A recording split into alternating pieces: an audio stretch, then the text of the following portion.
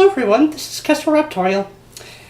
I am back from a week's vacation with family, during which I meant to keep up with some work on my realistic ecology project and making YouTube videos, but we did so much on that trip each day, and well, by the end of each day, everyone was utterly exhausted, so that plan fell apart. I kept up with a little bit.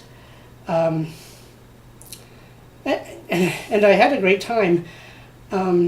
Some frustrations with family as well. They all believe there's nothing wrong with public schools these days, which irritates me and concerns me because there are several young kids in the family, and I do fear for the lessons they will not long from now have to sit through, bored, and every day listening to their teachers go blah, blah, blah. As if we don't get enough of that already from politicians and social justice losers. We'll talk more about some of my greater concerns in a little bit. They have a lot to do with recent events that have unfolded. You know, every time the Western world seems to be getting a little bit more on track, 10 times more chaos unfolds, and we just can never get a break.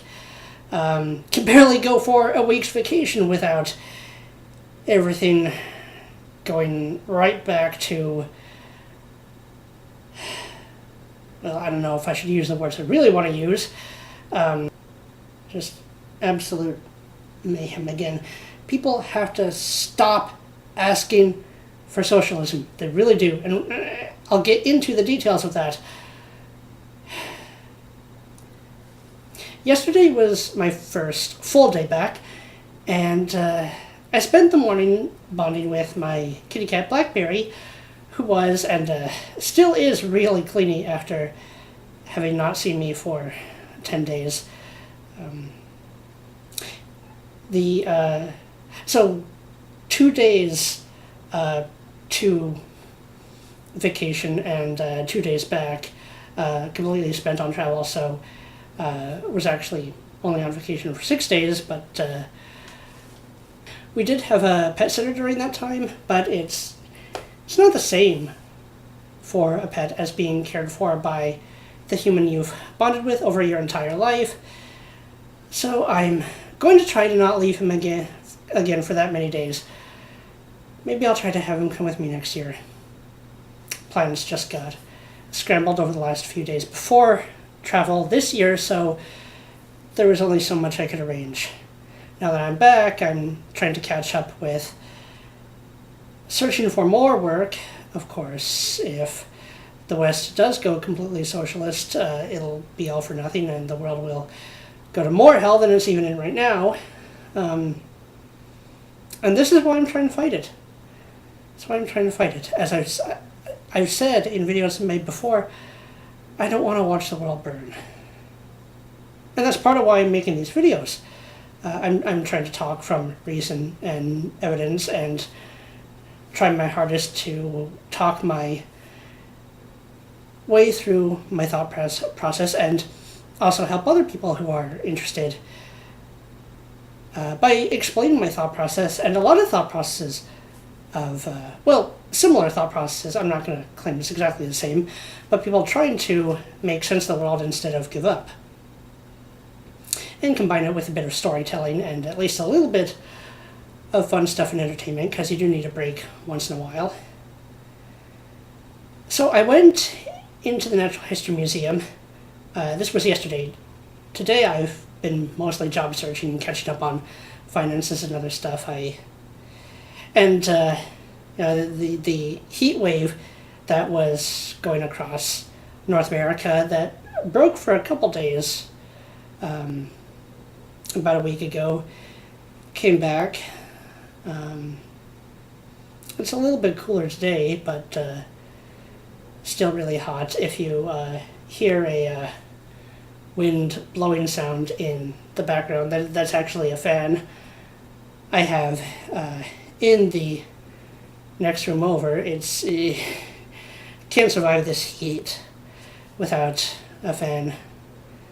I'm on the second floor of this building, and it actually does bring up the question why more people don't live underground, because the temperature does stay a bit more stable, cooler in the summer, warmer in the winter. Would actually make a little more sense.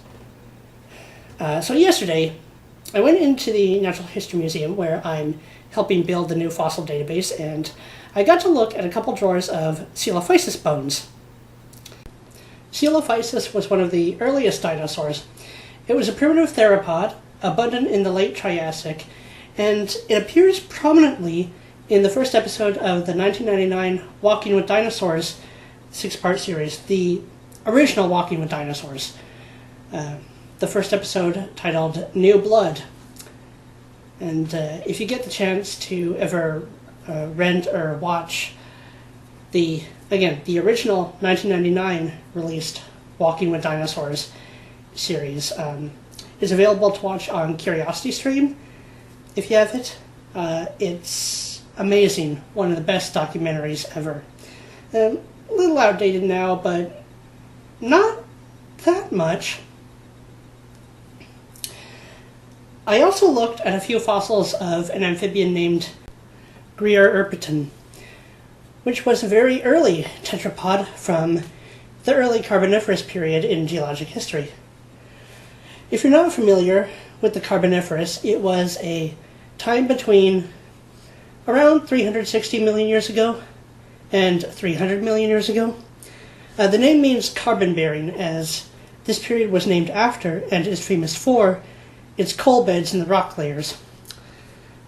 This was the time when plant growth was unchecked by any large land herbivores, and as a consequence, the atmosphere became very high in oxygen, which made possible the evolution of giant arthropods, such as Arthropleura, the giant centipede, millipede, light creature, and Meganeura, which was actually not really a dragonfly, as we would define one now, but a member of a precursor group to dragonflies, a clade named Meganosopterans. Amphibians crawled onto land in this time, and the first reptiles, which looked a lot like small lizards, first evolved. No dinosaurs yet. The first of them wouldn't arrive for another 70 million years. That's 7-0, which means that between the end of the Carboniferous and the appearance of the first dinosaurs was 5 million years longer than it's been since the end of the dinosaurs and the present day. Just try contemplating that in your mind. The Carboniferous is often divided into the Mississippian and Pennsylvanian periods, but for our purposes we won't worry about that in this video. I'm just talking about the fossil creatures I looked at and helped update the records on yesterday. And I'll probably be going back to the museum, helping with the invertebrate paleontology department tomorrow, and then back to vertebrate a bit later. Most of the fossils were in tiny fragments. They usually are, unless they're these giant slabs. Or I had to actually spend a while carefully bagging and sealing quite a few of them to keep them intact. But the Greererpeton skull was in surprisingly good condition and in one piece. That's rarer than you'd think with fossils. Some of you have noticed that I've been making several videos over the past year, couple of years, maybe, about current events and political issues rather than always ecology and prehistoric creatures, which are what I originally meant to just make videos about, but because so much chaos has unfolded over the past few years, particularly with all the social justice and identity politics,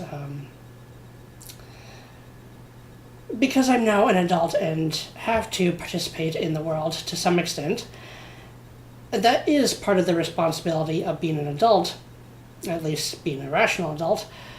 I do perceive that I have that responsibility to say some things when I see the need.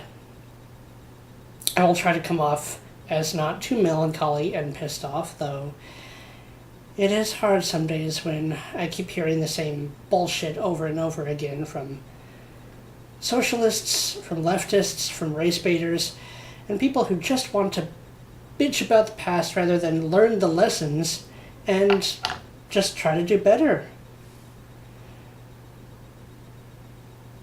I think Jordan Peterson is absolutely right when he says we're headed for very chaotic times.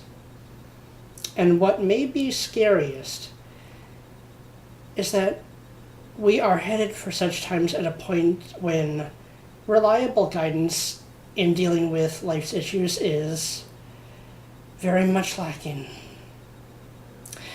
Which brings me to another story from my travel down to the Natural History Museum yesterday. Sometimes, on the way, I pass by this entertainment store. FYE, it's called For Your Entertainment. And there were signs all over the walls outside on the store that said, "Everything must go."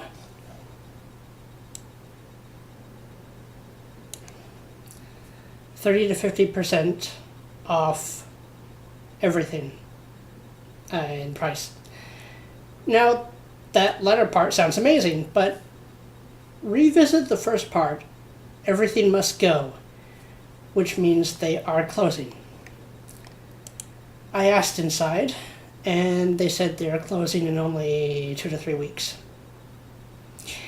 Now, I have no proof of this, but the store looked to be doing well for quite a while. And before I left for vacation, the signs weren't there. There was no evidence that the store was in danger, the business. The decision to close since then might have been pending for some time. I don't know. But one thing for certain that destroys businesses is socialism. The forced redistribution of money, of land, of resources of any kind. What it does, and that is not hard to understand, is it kills motivation to work any harder, to innovate any more than it is going to result in you getting any more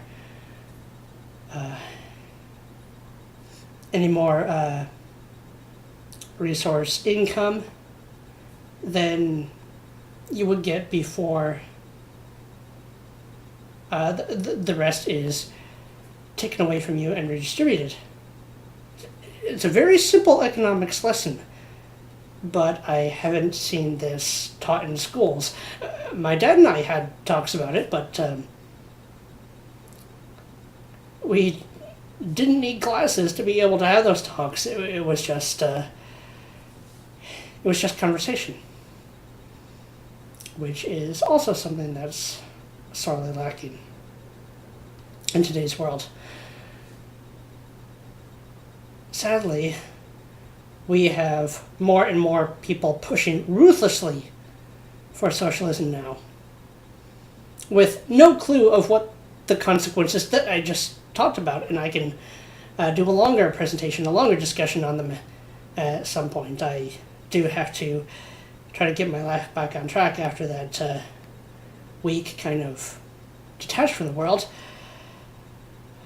But I can certainly do it, and I certainly will be making more videos or topics like that. Very easy to understand, at least in its simplest form. Consequences that are not being taught well, that are barely being discussed except by a few people. And it is the overwhelming predominant ignorance of the consequences of people's poorly thought out decisions. That is why a lot of the masses, particularly the people pushing for leftist policies, should not be voting. Why do I say that? Well, here's the thing about voting. It's, well, in countries that have voting, it's a right, but you see, rights come with responsibilities. And when you become able to influence the events of the world, and in the case of voting, it's usually being of age, which is no guarantee of having actually taken responsibility seriously. You do have that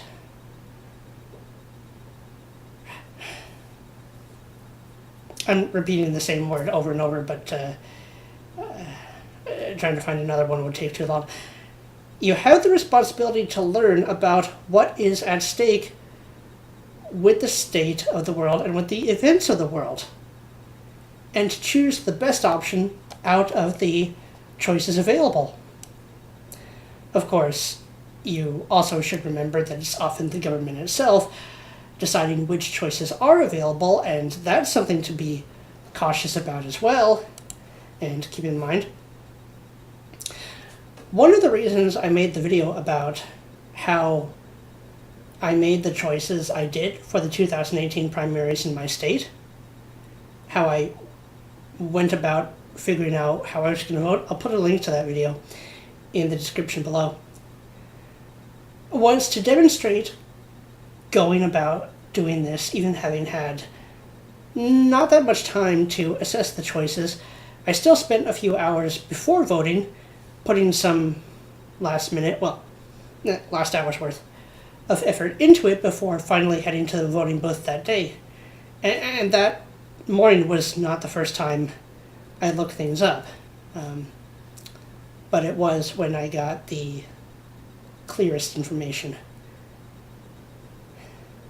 Information is often not available when you first look at it. If you try to do research weeks or months in advance, which sucks. Often you're only given the information right before you have to decide, but that's why you have to keep checking, which even I have to do a bit better on. But I did put in this effort, and I explained how I went about making my decisions in that video that I will link to, and I even wrote down the choices I ultimately decided on an index card and memorized them on the way. I did not take it out while voting at the booth, although I mean, would have resulted in the same choices. But I also plan to go back to the 2016 American presidential debates between Donald Trump and Hillary Clinton. Those last three debates where most Americans' decisions were made, or at least were finalized, and revisit each one and explain point by point why Trump was the correct choice. Now, I did hear something very disturbing today. Well, actually a couple days ago. Paul Ryan was either signing or forcing a signing by Trump that Russia interfered in the US elections in 2016, which is both a lie and extremely dangerous for Russian-American relations. I hope that does not come to pass, as I have since heard and read, although I need to do more research as to what actually took place. I know Ben Shapiro has an episode on this. I'll be probably watching that tomorrow. Depends on how much else I have to catch up with. Trump did not do so. He rejected that. I hope that is true. Good job, Trump, if that is true. Good job for sticking to your guns. If you'll remember the year 2017, CNN completely wasted our time, wasted the entire year on giving us lies that they knew Russia interfered in the elections, which they did not know. Project Veritas confirmed from the head of CNN himself that they were just making up lies. They're just making up lies for ratings. I even have a video talking about that. This has to stop. One of the reasons that so many people got behind Trump was not only did he refuse to play the political correctness game, Hillary was all for war with Russia, which would have, if we had declared war against Russia, it would have been the end of the world. I mean, do you not understand? They now have superior warfare technology because we have been playing bullshit games. And when Trump said it wouldn't be so bad if the US and Russia got along, it's completely right. And this jeopardizing of the relations of two countries, two superpowers, each with the potential to wipe out all life on Earth, really. Not funny. Not okay. And Clinton and Obama destroyed Libya, the African country of Libya, which where slavery is now back, not restored by whites, restored by a lot of Obama's policies, well, Clinton's policies, but Hillary Clinton is a deranged, psychotic hag. So we really need to keep a very close eye on the world here.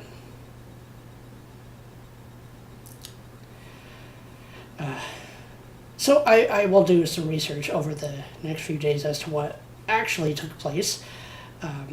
I've read a little bit of some articles that leaders in the GOP, stands for a Grand Old Party, the Republican Party. The Republican Party really needs to not fragment right now. I don't care if you're against Trump in a few things. You can always find a few things here and there to disagree with any politician about. Now, it's true that Trump wasn't a politician before he got into politics, but actually that was why people liked him, because he wasn't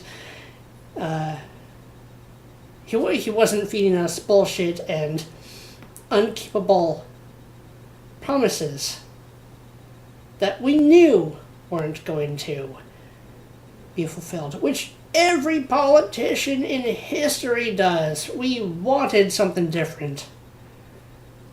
But leftists had to just tantrum and fight and throw a hussy fit. It's just, we're all tired of it.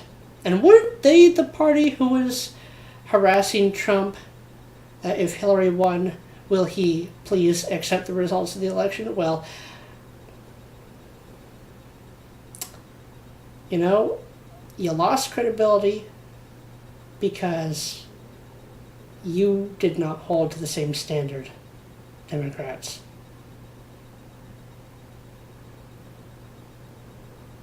Your credibility's gone.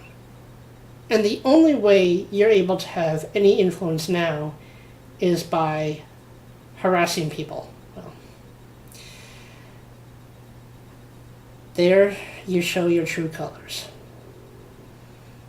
So, I will be making discussion videos on this. I hope this does not end in disaster.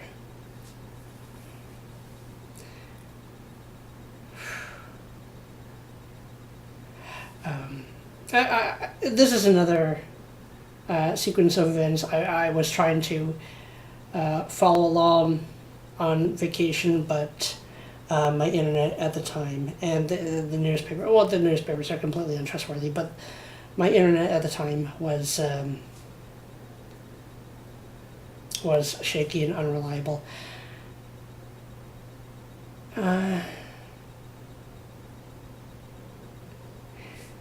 So, it is the Conservatives who have played fair far longer than the Democrats did, or deserved from their opponents, given the tactics they're using now.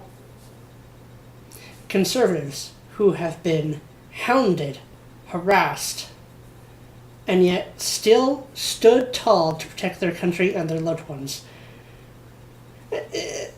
And, President Trump himself, he was a billionaire in his late 60s, early 70s, I think.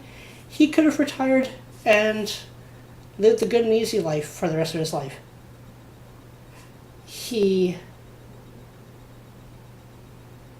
cast aside his billionaire lifestyle. Not easy, very stressful, but he could have retired. He could have retired and now lived the easy life, but instead, he accepted the struggle of being hated by half the country, and now it's looking like more, but it's hard to tell given how afraid people are of saying what they truly think because they're being harassed and assaulted for doing so. That's why I am making these videos, speaking my mind, speaking how my thought process actually works, speaking truth from reason and evidence. And if I am wrong about something, show me counter evidence and I'll consider it. Doesn't mean I'll definitely change my mind, but I'll consider it.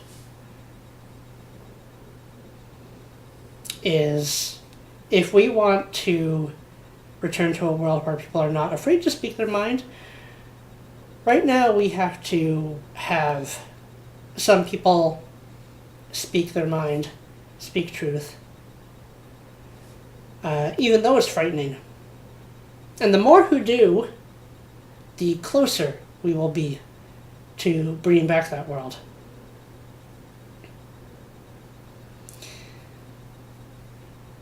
And this is another reason why conservatives really have to not fragment right now. They are the guardians, they are the sentinels, they are the last hope for truth and reason and evidence. Because the left has just gone completely batshit insane. There's no reliability there. There's no credibility there. Conservatives who stick together, even though they have some disagreements here and there. I mean, everybody does, but those who fight for reason and evidence,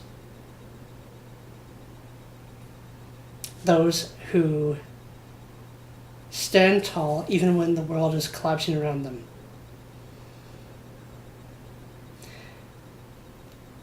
to protect their country and their loved ones, those who risk everything,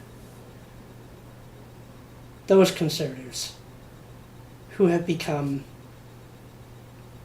I'll use a Harry Potter reference because everyone, I guess, knows those books, even though a lot of them get the actual lessons wrong. Conservatives have become the Order of the Phoenix, those who have proven themselves to be the honorable rebels fighting for truth and freedom.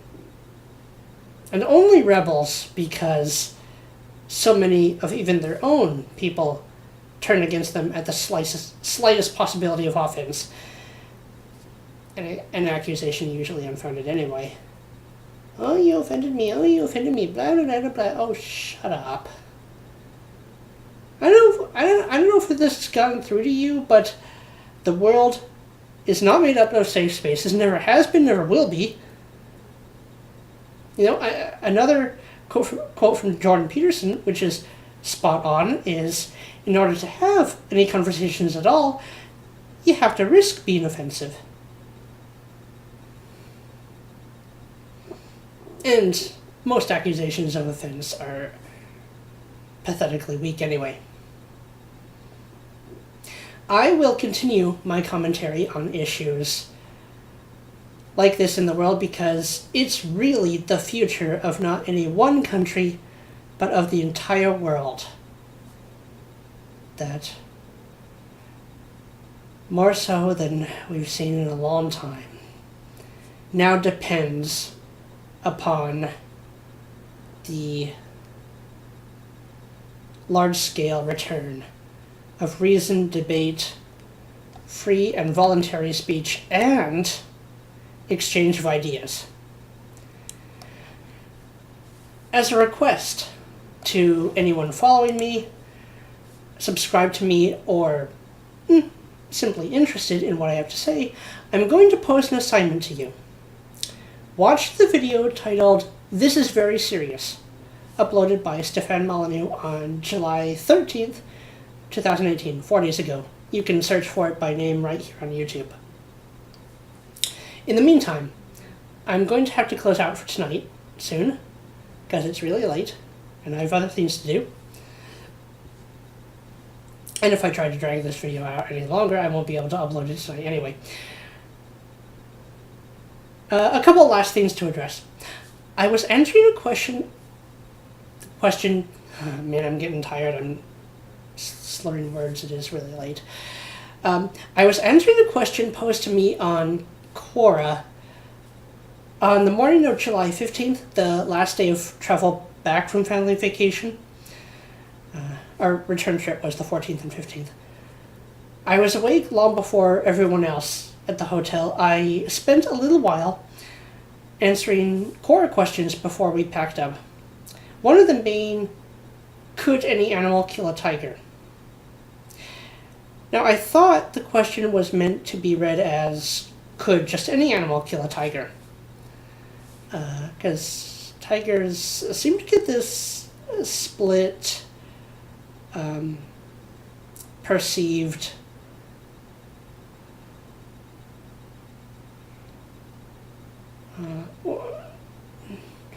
portrayal that they're either super tough or they're weaker than lions, and I don't quite know where most people stand, because anytime the tiger versus lion debate comes up, it seems to be pretty split 50-50, and really it depends on the individual tiger versus lion.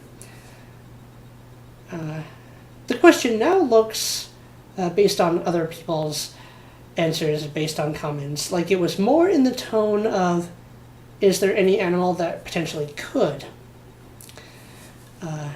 In my answer, I'm the Quarren Nathan Smith with the Kestrel symbol. I gave a few examples, mostly comparing tigers with other large apex predators.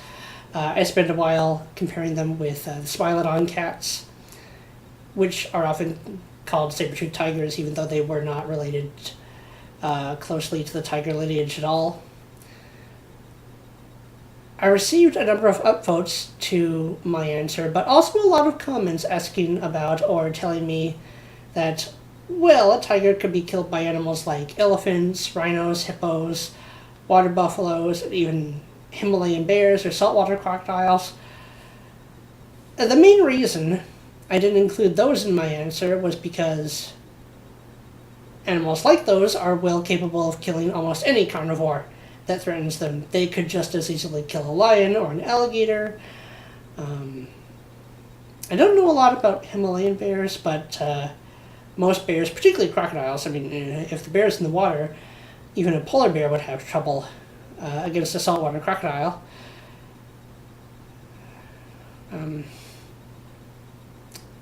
Seeing as a fully comprehensive list of animals that could possibly defeat a tiger would take a very long time to write, I mostly went with predators that made good comparisons in size and ferocity.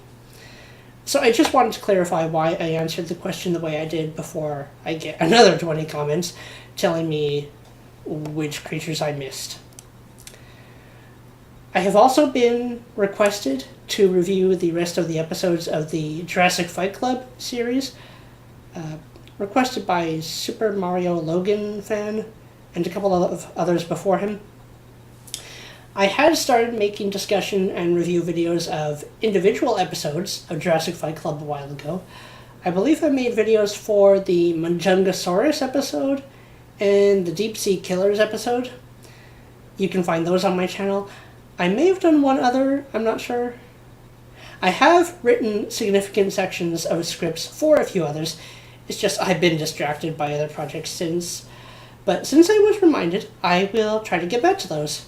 And I'll write up a review of the series as a whole as well.